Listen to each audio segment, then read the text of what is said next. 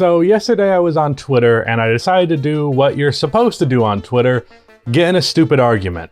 There was a discussion being had about how championship rings are used in conversations of which players are better, specifically more in an all-time sense, with a lot of people coming to the conclusion that rings do not matter when discussing who is a better player all time. Now, this conversation in particular was started by James Harden stans, and you can see the motivation there. But the thing is, this conversation and that particular talking point is nothing new, and it wasn't new in this conversation. And since I am vehemently in the camp of rings do matter in all-time rankings, I figured I'd make a video discussing why I feel that way, so let's get into it.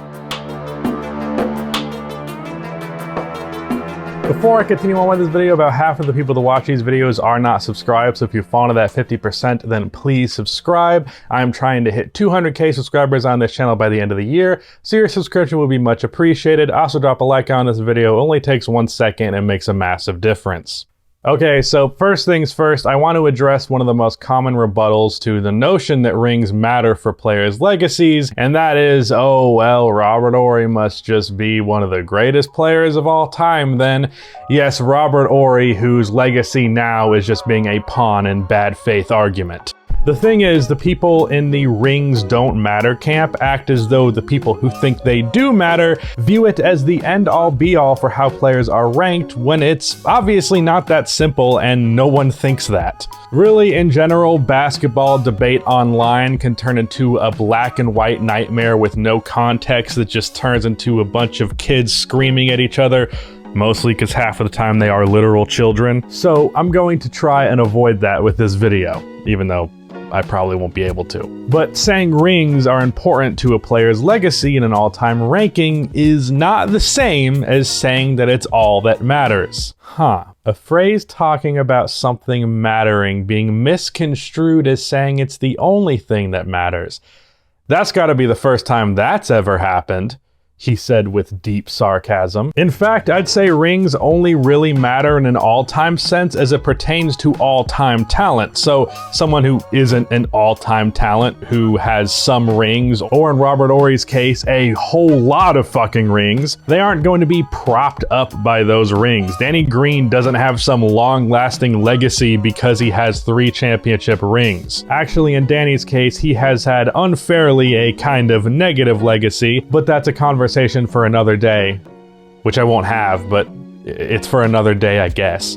But in the case of all-time talent, superstars, legends of the game, the best to ever do it, rings absolutely matter because it's what those talents are typically chasing. My main problem with the notion that rings are irrelevant to a player's legacy or irrelevant to who is better all time is it is dismissive of the very essence of what all-time great NBA players are trying to achieve, and even more so dismissive of the players who then go on to achieve it. There's a reason LeBron essentially becomes the GM of whatever team he's on, and the reason he has hopped around so many teams, it's because he is ring chasing constantly. That's the thing that matters to him. And that's the case for most players in a superstar tier. There are other motivations, and there's even some examples of players who clearly didn't prioritize winning rings whatsoever, but I guarantee you the #1 motivation for all-time great players is winning championships. So to say that rings don't matter towards a player's legacy or can't be used to prop up one player over another,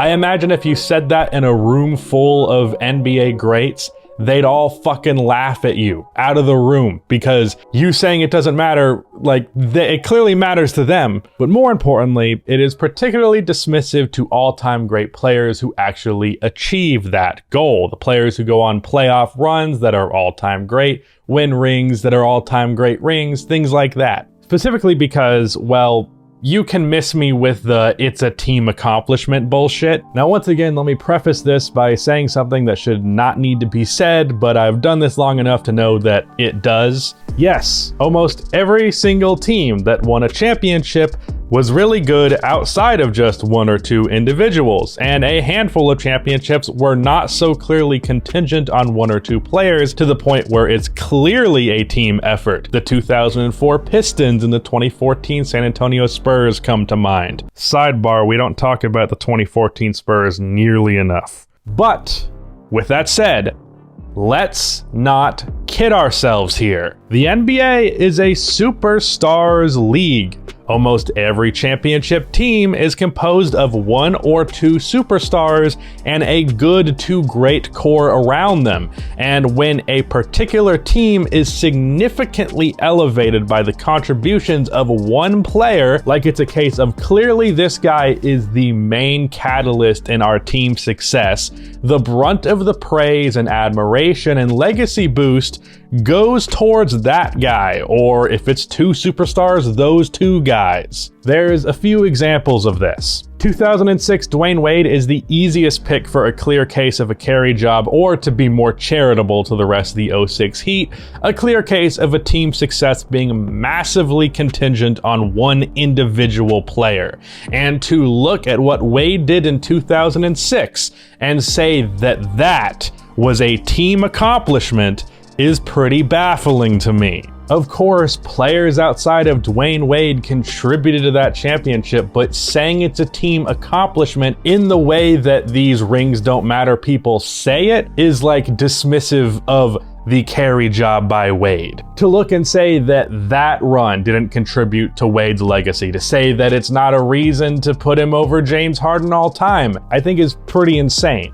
Now, I will say this, I do understand the frustration with all-time talents who don't have the opportunity to win a ring to no fault of their own that kind of causes this to be a debate. Bringing up the Harden example, as soon as he finally had a great roster around him, the KD Warriors became a thing. The 2018 Rockets might have been the greatest team to have not won a championship. At the very least, they're up there. And it's not Harden's fault, at least for the most part, that that team didn't win a ring and he hasn't done it thus far in his career. Now, as I scripted this video, but I did just think of something I didn't write in the script.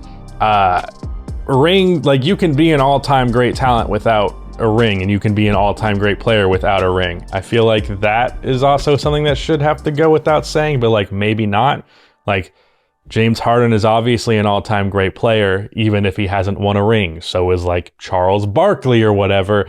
But what I'm arguing for in this video is that it is a factor in a player's legacy, but you can still have an all-time great legacy without achieving that.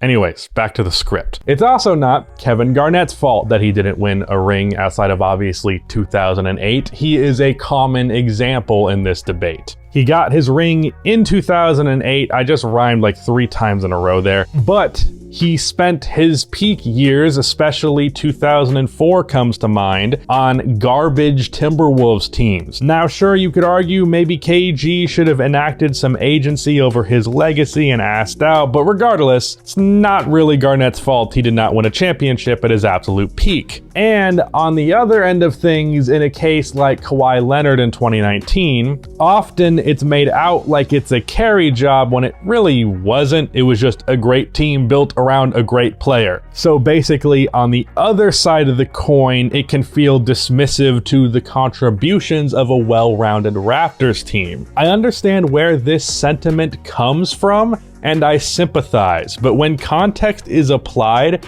championship runs matter in a discussion of all-time ranking and who is better. Were Kevin Garnett and Tim Duncan in a similar tier as talents? Sure.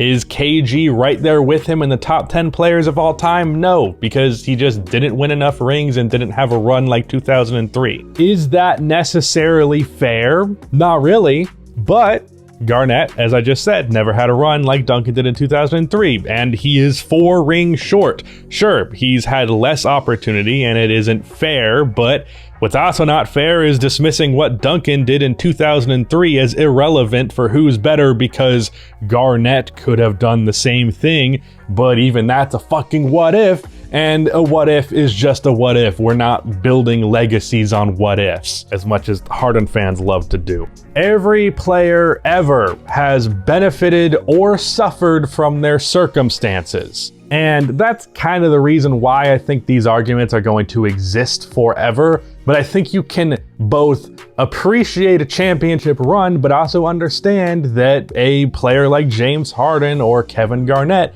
were screwed by their circumstances and are still all-time great talents. They just didn't have the championship run. You can appreciate both of those things at the same time. It doesn't have to be either or. At the end of the day, I cannot see a player being the biggest catalyst in his team achieving the biggest achievement in the sport and say that that is irrelevant. And I really don't see how anyone else can, outside of standing an all-time talent and having a biased point of view as a result. I don't know how they could say it's irrelevant. I guess I can no longer relate because my two favorite non-Bulls players both have rings now, those players being Giannis and Steph.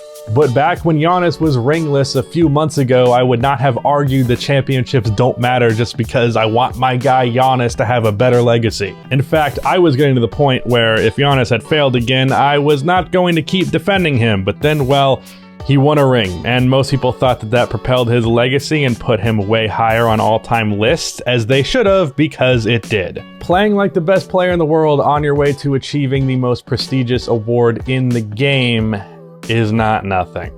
I don't know, man. This shit is all semantics, and I don't even know if I even made a great point in this video. If I didn't, rings matter, you're wrong, shut up. Shout out to Rudy for editing this video, but that is the end of this video. Please be sure to like and subscribe for more NBA content like this, and keep the outro music.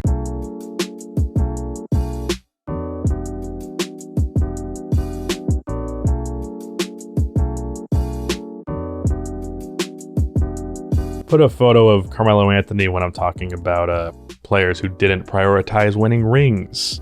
Still salty about 2015, Melo.